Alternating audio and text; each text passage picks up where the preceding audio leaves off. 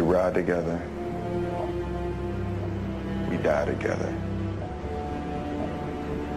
Bad boys for life.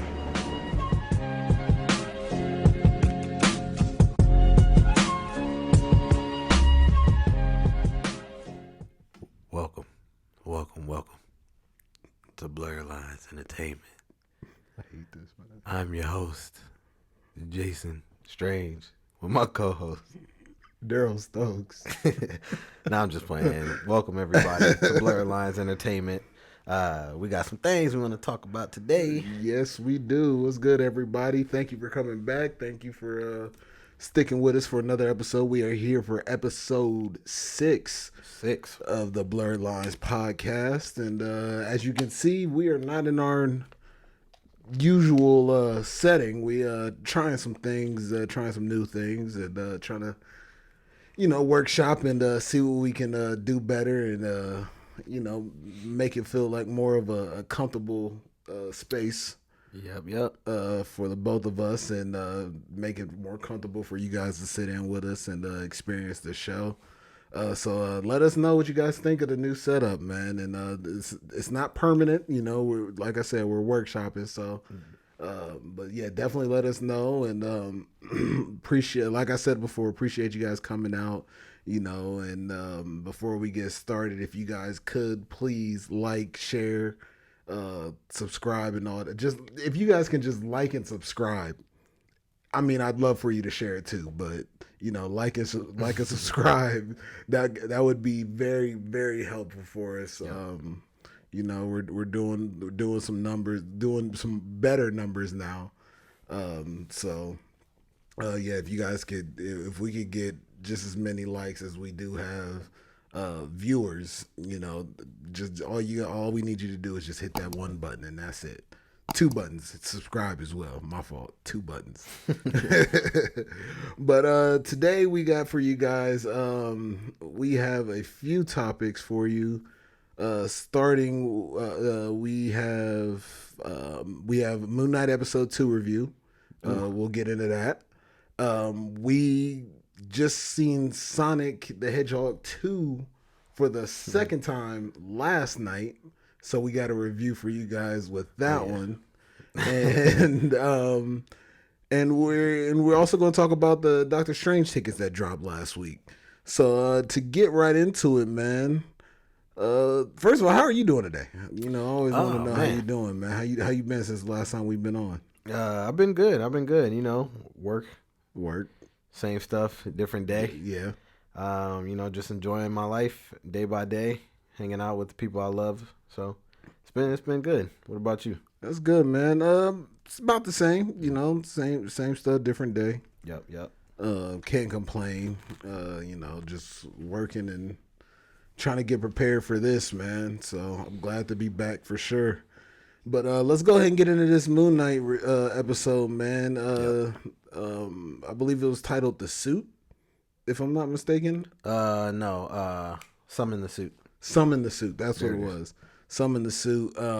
Episode 2. Summon the Suit. Yep, taking place after we see Mark as Moon Knight hand that jackal that brutal ass beating, where the jackal was trying to escape the bathroom, and he said, "No, you bring your ass back up in here."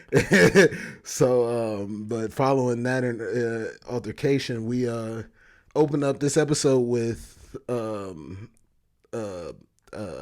Steven. We open up the episode with Steven in his bed, reliving the sounds of that beating in the bathroom. Yep. He wakes up and tries to run out of his bed, and he's still attached to the bed. So, but he's starting to realize now that, okay, this is actually really happening to me. Like, I'm really going through all these things. Like, this is real. Yeah, like these aren't dreams. Like, I'm actually living this. So, and we open up with Steven. It's hard for me to differentiate. It's not hard for me to differentiate in the show, but when you're talking about him and trying to name him, it's like, okay, hold on, who was he at this point in time? But he was Steven. He goes back to the museum, and they go to look at the security footage, and and all of a sudden he's with the security guard, and the security guard's like, dude, I don't see anything. Like, what are you doing? And he's like, oh, you were the one that destroyed everything. And Mark, see, I keep doing it. Steven keeps trying to tell him, like, no, there was this giant dog, that I was wrestling away from, trying to get away from, and things like that. And that giant dog was the reason for everything being destroyed. But then as they forward through, you see Mark walk up to the camera and take a look, and you can almost tell that he was looking at Steven like, dude, this is serious. Like, you gotta really, like, get serious about this. So what are you thinking about this? What do you think about this episode overall, man? Like, what do you think? How do you think this show is going so far? I think it's off to a great start. Yeah. They teased us with the suit first episode. Second episode, we got a little nice, clean version of the suit. Yeah. Well, Steven's version of the suit. Yeah, that Mr. Knight suit. Yeah, then we got the true Moon Knight suit. Yeah. When he fought that other jackal. Yeah. Yeah. And, man, it was excellent. Yeah. Like, that scene when he was like, all right, let me lure him into a spot where I can actually kill him. And he was, like, running across the buildings.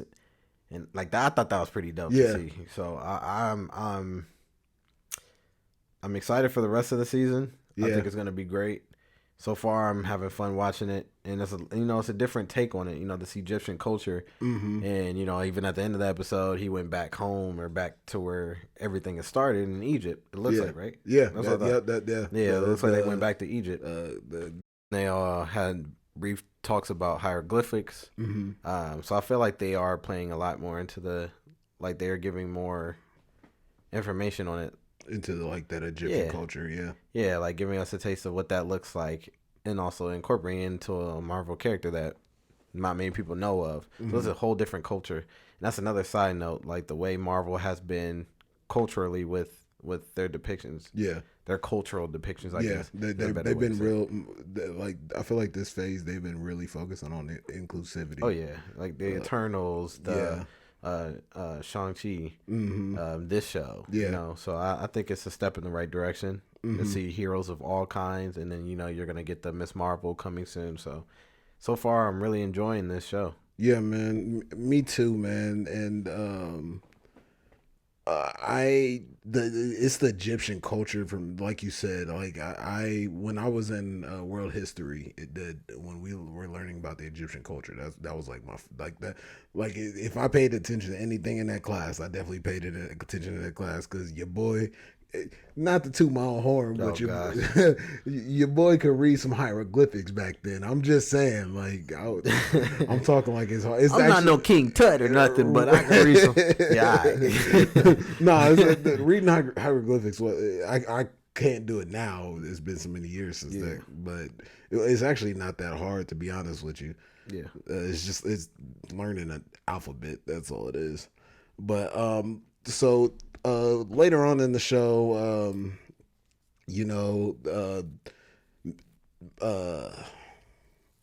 Steven, he's sitting there after he gets fired from the museum for, messing everything up, and that he couldn't prove that there was something there with him, that he was running away from. He gets fired, and he goes to sit with that gold statue guy that he sits there, and he basically has his, like, confessions with, basically. And he's sitting there talking to him, and the old guy's silence basically alerts him to, like, almost gives him advice to go, investigate. He has this phone, he has that cell phone and that key to that locker that he had found up in his flat. So he goes to investigate that. And that's where we kind of get a brief explanation of what's going on with Mark and Khonshu. And Mark kind of just lets it known that you're the vessel for Khonshu, that we are the vessel. And basically we are the fist of justice, I guess is what they call it. So they call it. Yeah, so they call it, yeah. The fist of justice. And my favorite part from in here was, first of all, I don't think we talked about it last time, but I'm loving what they're doing with the reflections, like how they're shooting with the reflections. and like how they're communicating through reflections and things like that, and the shots through reflections and things like they're playing heavy into the reflection shots, and I'm really enjoying that. And I guess a different world. Yeah, like out of body experience. Exactly. And they play with that a lot in this show. But one of my favorite parts of this episode in general was when when after Mark explains to Steven what's going on, Steven's like, no, I'm taking all this illegal shit and I'm taking it to the feds, and I hope they lock me up, and so I can't ever hurt nobody again. As he's running, we get that hallway scene, and I don't know if did you ever see the movie Lights Out? This scene almost kind of reminded me of that, like the opposite version of, because there's so many movies that've done that before though. I know, but what you're saying, that was the thing for that movie. You know what I'm saying? Like that was what that movie was based on, based on. You know, so but you're right. A lot of other movies have done it, but I just enjoyed how they did it here, especially when I don't know if you peeped, but they did like a freeze frame scare on Steven's face, where like when Conchu showed up, he was like,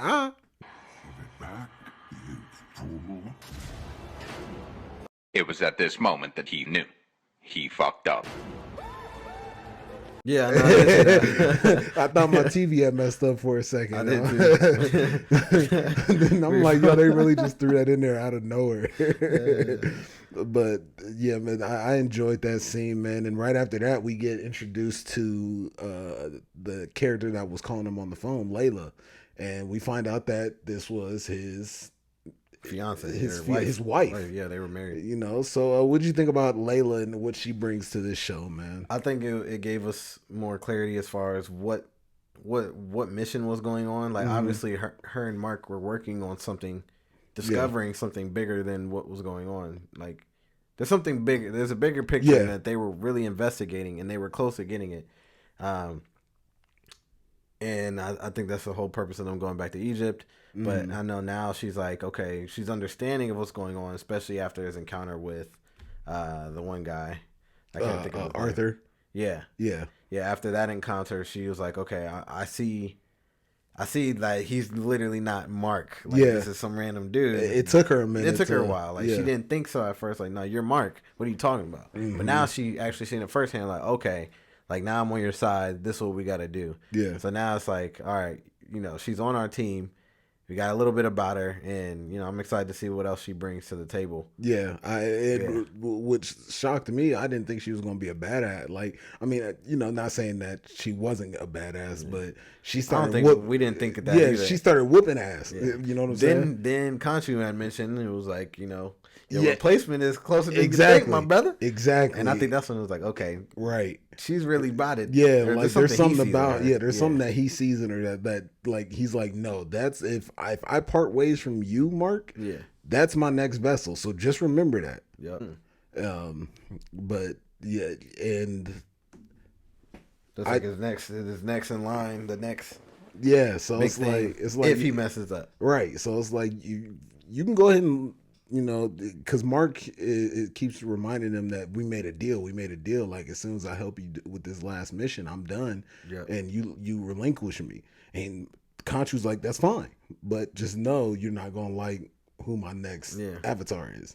You know what I'm saying? So I'm curious to see where it's going to go with that and what we're going to learn more about Layla as a character. And speaking of her being his wife, apparently Mark...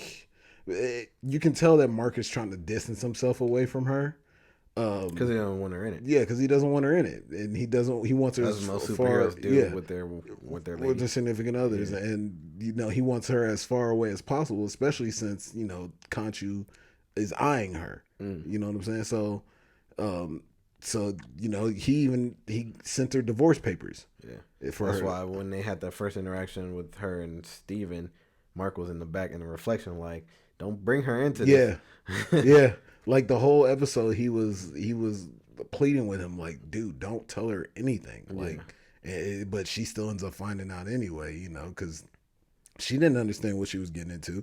You know, she's sitting here dealing with this man that supposedly is her husband, and he doesn't even know who she is. Yeah. You know, so I'm with you. I'm definitely interested in her character and where she's gonna go. But later on in the episode, we like you did bring up the fight with the Jackal and the Mr. Knight character, which is also I wanted to bring up as well. How do you feel about, because originally in the comic books he doesn't necessarily have supernatural powers. He's regarded, like, a lot of people see him as Marvel's Batman. You know what I'm saying? Like, he just, he's got these multiple personalities, just like Bruce and Batman are two different personalities. Yeah. He has a rich personality that, funds all his escapades, and then he has the nose to the streets personality, and things like that. So how do you feel about the change up from the comic books to what we got now, as far as him having like these supernatural powers, being able to call on the suits instead of actually having to put on a suit? I think it's pretty cool, actually. Yeah. Because when you think about Egyptian culture, you're thinking supernatural gods. Yeah. I'm already possessed by a god as it is. Yeah, he's already possessed by a god, so it makes sense how he summons the suit, per se, as opposed to just slipping into it like Batman. Yeah.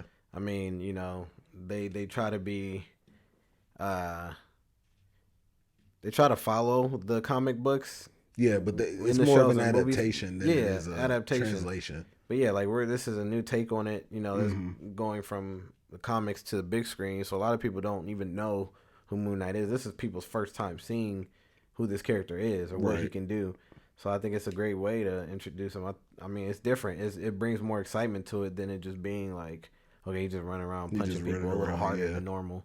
It's different. Yeah, I like it. Yeah, I like it too, and I believe it was a way for them to differentiate from Batman as well, because I believe they knew what they were getting into when they decided to put this into production. It's just Batman wrapped in toilet paper. Exactly, it's exactly what he basically is. Yeah, they're gonna be mad. There are some people that hate that comparison, but in reality, that's exactly what he is. Batman wrapped in toilet paper. Yeah. But I think he's doing this thing for sure. Yeah, man, and I do too. And at the end of this episode, I wanted to highlight this part too, because Oscar Isaac's acting in this show is phenomenal. For him to be able to portray these two different personalities, two different voices. Yeah, and it's like he's like, you can like if I was to meet these two people in real life, other than their looks, I would think they were completely different people. You know what I'm saying? I would think y'all are twins that are just completely different people or something like that. But it was a scene where after he defeats the Jackal as Moon Knight, after switching from the Mr. Knight character over, after Mark takes over the body, and Steven is pleading with him to let go of the body and let me get back, and Mark's like, no, I can't, like, I have to get this, I have to see this through, and then after that I'm done, you can have the body, you won't ever hear from me again, da da da da da. And Steven's like, no, I want my body now. I want my body now. And then in comes Khonshu, bringing in his 2 cents. So now he's got both of them in his ear. And next thing you know, he just snaps and he just starts stomping out this mirror. And at this point, I'm like, yo, like this man can fucking act. Yeah. Like, he was acting his ass off in this scene, man. Mm-hmm. So how have you felt about his acting so far, and how his portrayal of these two different people? Yeah, I mean, for the show. I agree. I'm right there with you, hand in hand. Yeah. I think he's doing excellent. To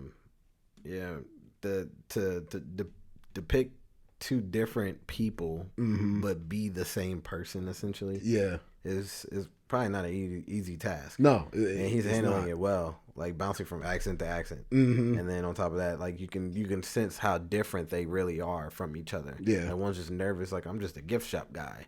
And the other one's like I'm really about this business. We got to get to it. Yeah. It's like two different like worlds right there, and you get to see it like face to face. And yeah, I think he's acting his ass off, and for sure. I enjoy it. Like there's still, he still has that comedic aspect to him when he's acting as Steven. And then when he flips over to Mark, it's like, all right, time to get serious. Yeah. Yeah, and I love that. Yeah, I definitely agree, man, 100%. So, but that's it for our Moon Knight review, guys. Let us know with you guys how you guys are feeling about the show so far. That was episode 2. Remember, and please, if you guys can, like and comment and let us know what you guys are thinking of the show, what you guys are thinking of the things, the points that we brought up as well, and and please, and just share it as well. And we'd appreciate it kindly. But to lead into our second review of the day, Jason, we got a chance to see Sonic the Hedgehog 2 for a second time yesterday, man. Sonic 2. But yeah, man, Sonic 2, man. Tell me, what did you think of this film? Excellent. You enjoyed it? Have fun with it? Had a lot of fun. Nah, for real though, like it almost made me feel like a kid again. Yeah, like me back too. in those days for the people that played like the Sonic Adventures, Sonic Heroes, the classic Sonic games, like from Sega Genesis. Like that's what it felt like. Yeah, like but live action. Yeah, like it made me want to go get an old Sega Genesis. Yeah, and when you see these movies, you think like hopefully the human characters don't ruin it. Yeah, at least that's how I feel. I like hopefully the human characters don't ruin this. 100%. But they really genuinely gave us so much of Sonic. Like like it wasn't like called Sonic and we barely seen him. Like we got him, we got Tails, we got the introduction of Knuckles, and all three of them like doing their thing. It's like this is crazy. Like it felt like I was playing a video game. Yeah, I 100% agree with you, man. I've felt like I said this with Uncharted, but I felt like I was in the theater playing the game, like you said, and this was just an all around enjoyable film, man, and I definitely enjoy it for what it is, and it's it definitely is playing in that the nostalgia factor, but but they're 2 for 2 with these films, in my opinion, for sure. And I believe you share that sentiment. But man, I definitely agree with you. And just to tell you guys a little bit about the film, when the manic Dr. Robotnik returns to Earth with a new ally, Knuckles, like you said before, Knuckles the Echidna, Sonic and his new friend Tails is all that stands in their way. And what did you think about Knuckles and Dr. Robotnik's relationship? No, actually, tell me what you thought about Knuckles in general, because me personally, he gave me like that Drax vibe. Like he took everything literal, and he was always straight to the point. He was all about honor and things like that. And and he was an alien musclehead. Basically, yeah. I mean, that's Knuckles for you. Yeah, that's exactly. Yeah, I mean, obviously, like when they get more acquainted with Earth, because this is his first time being on Earth. Sonic obviously has been a little bit more acquainted, so he's not out the blue with what's going on. I think that's where Knuckles is. Tails has kind of been following Sonic's career, I guess you can call it. Yeah, he was a legit fanboy. Yeah, so Tails was able to pick up on what Sonic has been through so far, and Knuckles, like I said, is just getting used to this stuff. Yeah, so I think as we get other films in the future, then you'll start to see him becoming more relaxed and not so just like dumb. Yeah, I guess you can say, but I mean, I think he was excellent. Like, he had that aspect where he was just like tough and straight with it, and then you've seen those aspects where you can see he still had feelings, or he had, I don't know, like he leaned towards the good side. Like he was honorable. Yeah, he's honorable. He was a very honorable person, and there were times where it would go over his head, as with his relationship. And this is non-spoiler, the non-spoiler portion of this review, by the way, as well. But things would go over his head a little bit as far as who he was working with and things like that before, and kind of not necessarily picking up on subtle things that probably would have alerted him, earlier on in the film. Yeah. But like you said, I enjoyed him as well. I think he was I think his introduction was phenomenal. The fight scenes with him was incredible. When him and Sonic were going at it and things like that. The look of him just looked beautiful. Yeah, like, man. The CGI is I was worried, kind of like because in the first movie we only had Sonic, a couple of echidnas, and the owl as like the big CGI characters, and the echidnas and the owl were only in the movie for a short period of time at the beginning. Whereas this movie, we have multiple animated characters throughout the entire film.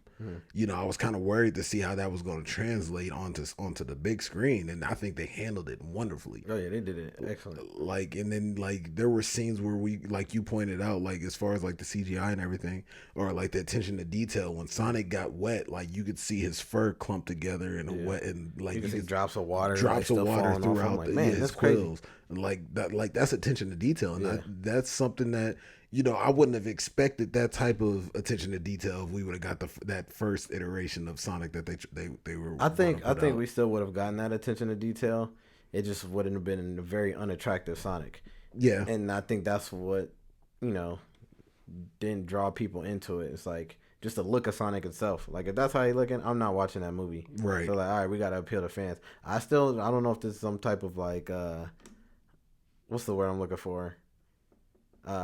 Conspiracy theory, because I know a lot of people are thinking that it was like they made him ugly on purpose to build buzz for the movie. You think and so? Get people talking because they already had plans to change him anyway. Yeah, and that was gonna like, all right, build hype for the movie. Like everybody's talking about Sonic's design. They're making their own designs for it on Twitter. Like it's trending, all because Sonic was ugly. So they were trying to do their own designs, and then they were like, all right, bet. Everybody bullied us into this. Here's the new Sonic, and here's the movie. So people are like, all right, this is the Sonic we wanted. Now the buzz is already there. It's already at the height of its buzz because of Twitter and social media. Now people are like, let me check it out and see if this is Sonic we wanted. Yeah. And then the movie did good. Then they came out with the second one, and the second one was phenomenal. Yeah. I don't know if that's true. Obviously, the Hollywood is Hollywood. I don't know. I would. It's a great theory, but it is. That's a $3 to $5 million.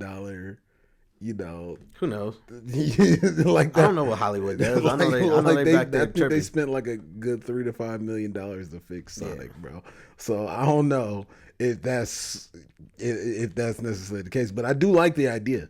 I do. Don't get me wrong. Like I said, I don't know. Hollywood is crazy, and I wouldn't hold it past them to be doing something like that. But all in all, the movie was excellent. CGI was beautiful.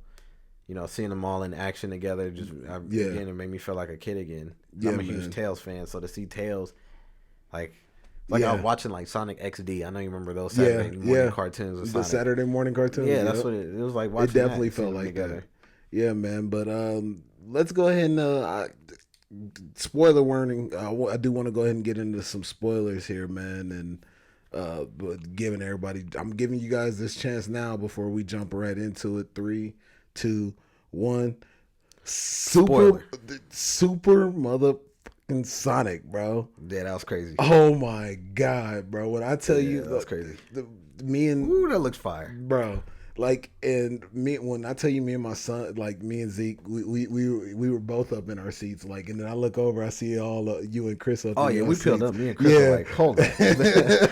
We knew it was coming. Like I was telling Chris, because I'm like, all right, they're talking about the Master Emerald. Yeah. I'm like, okay, so they have to have Chaos Emeralds. And in my mind, I'm thinking, if they're Chaos Emeralds, then maybe there's a Chaos. That's what was in my mind.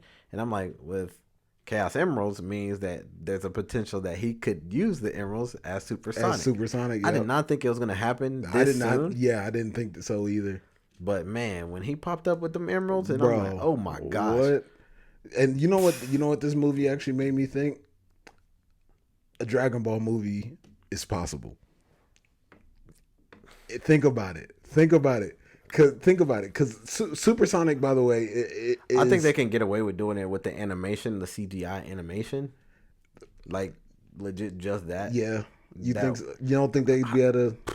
I think so, dude. Just seeing how the action went through, how he was zooming across the screen, how lightning, how they incorporated the lightning and the phase shifts into like the cinematography and everything like that as they were fighting. Even before he was supersonic, when he was fighting with Knuckles, like I was sitting there thinking Dragon like Ball vibes. I was getting Dragon Ball vibes. Every fight scene, I was like, you know what, because those fight scenes are like back and forth, like that. So, and that's exactly how this movie was shot. I just think it was shot beautifully. It was. So if they, and you actually, and the thing was is that you could actually see what was going on. Like in a movie like this, they could easily just cut here, cut here, cut here, cut here, cut here, and you don't necessarily know what's going on. But with Sonic and his movements and Tails' movements and Knuckles' movements, everybody's movements, the way they gelled together, you were able to follow the action, and I think that was done wonderfully as well. Yeah, and you can clearly see like they did a good job at showing each individual strong suits. Like Tails was like, I'm not that hero guy, but I got all these tech stuff. Like, I get you from here to here. That's just how he's always been. Like, I'm the transportation guy. I'm the smarts guy. I'm the guy in the chair. Yeah, basically. I'm the guy in the chair. Sonic is the fast one. Knuckles has the power, but he can keep up. Yeah. And that's just how it is. And that's just how it is. And they definitely played on that. And even like speaking on that, the scene towards the end when they were fighting Robotnik and they all kind of paired together, like they were first fighting side by side on the rock, almost like the Avengers. And, they had their Avengers. Yeah, they had their Avengers moment in there, camera in little circle, and as like one person's talking, then the next person will reply, they and would then the jump, camera will switch. Yeah, I'm like, oh, that's a dope shot. Yes, and then right after that, they're like, all right, let's get to it. So they're like running side by side. I love they're that. game planning, and then like Knuckles grabs Sonic while he's talking, throws him into a robot, and it bounces. Then the camera flips to when Tails catches Sonic. Yeah, and then they keep talking and game planning with Sonic and Tails. I'm like, man, this is shot so damn beautiful. So beautiful. Oh my god, that chemistry was just magnificent. Man, it's crazy that we're sitting here raving about this because this movie is geared towards children. Look, it's geared towards children. Man, that movie was fun as shit. It was fun as hell, and I think it's geared towards children, but it was made for us. Yeah, and they delivered. But look how they I know we talked about it the day one when we went to see it. How they played off of the video games, like the nods to the old games, like the scene where he was running across the bridge and kind of slows down, and then Eggman pops up. Like you're fighting a boss. Yeah. Like so many little details. I mean, that's just one, but there's so many little details and Easter eggs that reference back to like the maps that you've seen in the original games, the temple, the islands, like all of that kind of going back to the snowboarding map, the snowboarding, all that going back to what we grew up on. Like I don't know if they really have a genuine Sonic standalone game nowadays. Games, no, but my 6-year-old son, they do have they still do have cartoons and stuff going for them to enjoy. So that's where the kids these days kind of get their. We had that straight from Sega Genesis. Yeah, we had video games. And they might get some I don't know if they have anything on like the Switch or like just some small stuff that we don't hear about, but I believe that we got some stuff coming now after the success of these last two movies. Yeah, Nintendo better get on it. Oh yeah, or for Sega, sure. Sega, yeah. Nintendo. Because Nintendo comes out with they do the Mario versus Sonic at the Olympic Games stuff. So exactly. Yeah. But yeah, man, that was such a fantastic movie. Yeah, bro, I really enjoyed it, man, and and I had some things that I could nitpick, but I almost don't even really want to because, like I said, like just out of pure enjoyment, I love this movie. Like I think it's like if you go to see that movie, go see it with an open mind. Yeah. I mean, obviously, we're at the point where we're talking details about it, so you probably already seen the movie. But yeah, I mean, it was so fun to watch. It was one of those things I was already excited to see it. Yeah. So my expectations, I don't even want to say I had expectations for it. It was just my excitement level was right here. Mm-hmm. And then what the movie did was up here. I was thrown away. Like, okay. They did what I didn't even expect this, but I'm happy. Yeah, I'm happy. They exceeded. I'll say I was excited. I will say me, how my expectations go. Like I do go in with into movies with some expectations, and then I'll judge the movie off of those expectations, whether it meets or exceeds or doesn't even come close. Yeah, you know what I'm saying? So.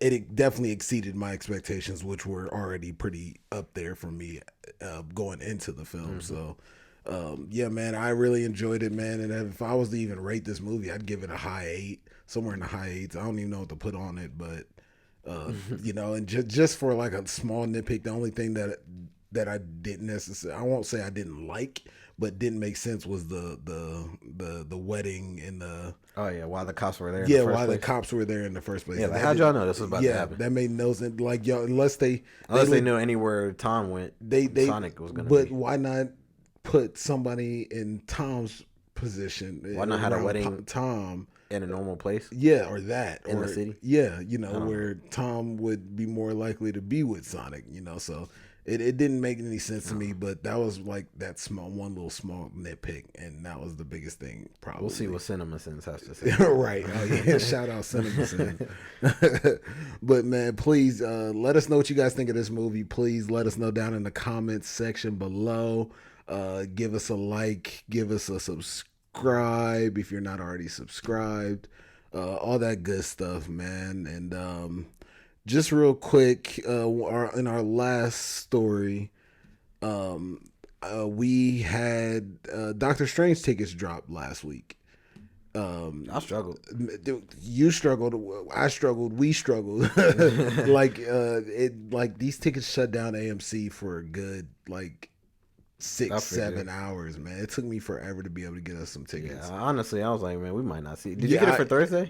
Yeah, I got it for Thursday. Oh yeah, see, it was like 10 o'clock. 10 right? o'clock. Yeah, yeah. I was trying for earlier, man, but yeah, dude, I definitely tried. I tried like a 7 o'clock, then I tried like a 8:30. Then I think I looked at 10 o'clock at first, and even 10 o'clock was being a little woozy. Mm-hmm. So the fact that you even got them was crazy, man. Because I'm doing this literally in the middle of work. Like I'm working and trying to get these tickets. Like literally, my phone. I was trying to, man, but I kept getting called at work. I'm like, damn it. No, look, bro. When I tell you my phone was almost dead, I literally got the tickets as soon as I walked out the building. Though. Sheesh. Like I literally from good for us, man. Yeah, from the time these tickets dropped to. So in other words, the rest of the gang gonna just have to find their own day, huh? Hey, it is listen, what it is. Yeah, it's just me and you too, because Chris didn't know if he was gonna be able to make it or not that day. Yeah, I know Mom and Dad were. Because I took them, of course, to see Spider-Man. They were really excited to see this one, too. Mm-hmm. And then Dad called me the other day.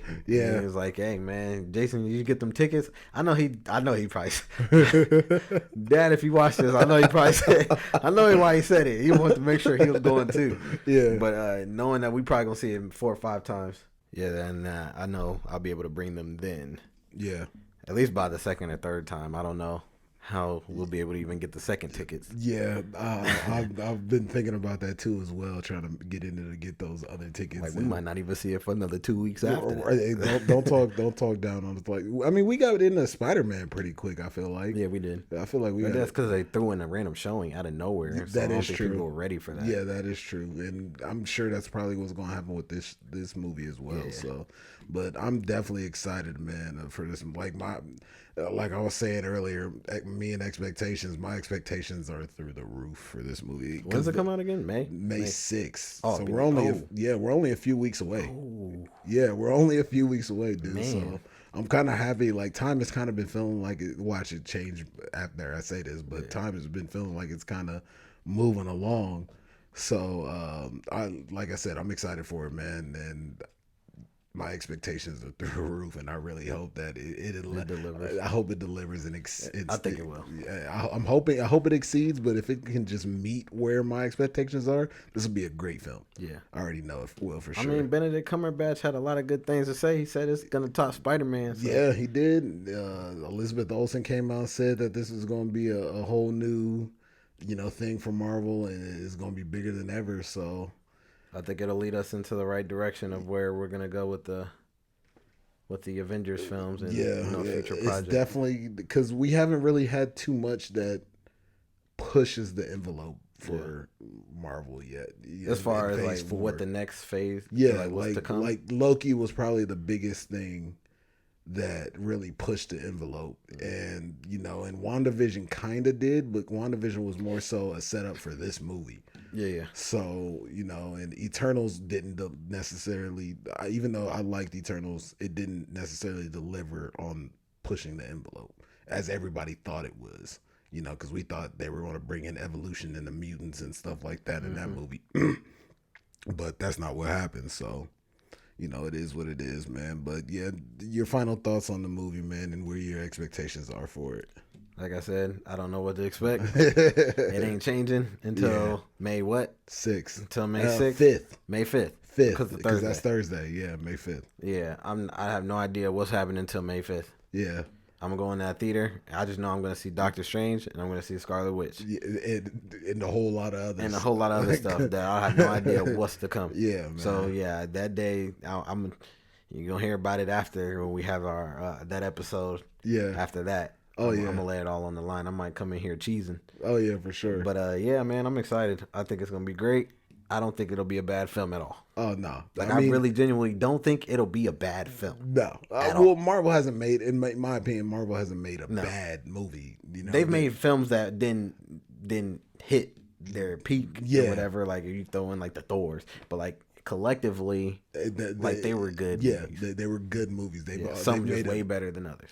Exactly. Like, their bar is extremely high. So it's hard to... Exactly. It's hard for... They have 30-plus properties, so it's hard for every single thing to be top tier. And I will say, like, Phase 4 for me has been kind of midline. You know, it's been good. It's like watching Dragon Ball and you're waiting for like the Tournament of Power, but they got to throw in these filler episodes on how they recruit everybody. It's like, I don't care about all that. I'm just trying to get to the action. I think that's how I look at it. Yeah. Like, some of these movies aren't going to be, I didn't think Eternals was going to be the greatest Marvel movie ever by any means, you know.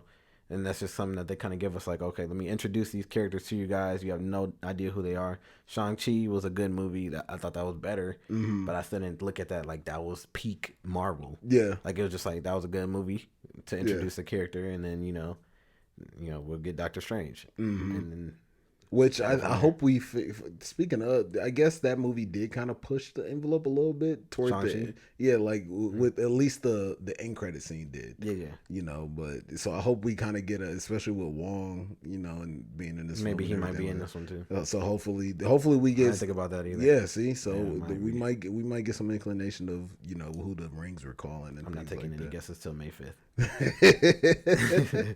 Holding all expectations till May 5th. I ain't mad at it. But on that note, man, you got anything else you want to say to the people before we get out of here? None, unless y'all got something to say. Okay. Oh, all right, cool. Well, on that note, I am your host, Daryl Stokes. Jason Strange. And we are Blerd Lines. This is Blerd Lines Entertainment. Please remember to like, share, subscribe, all that good stuff. Comment down in the comment section below what you guys think about the Sonic movie, the Moon Knight episode, or Doctor Strange. What's coming up? How you guys feeling about that movie? Were you guys able to get your tickets? Please let us know.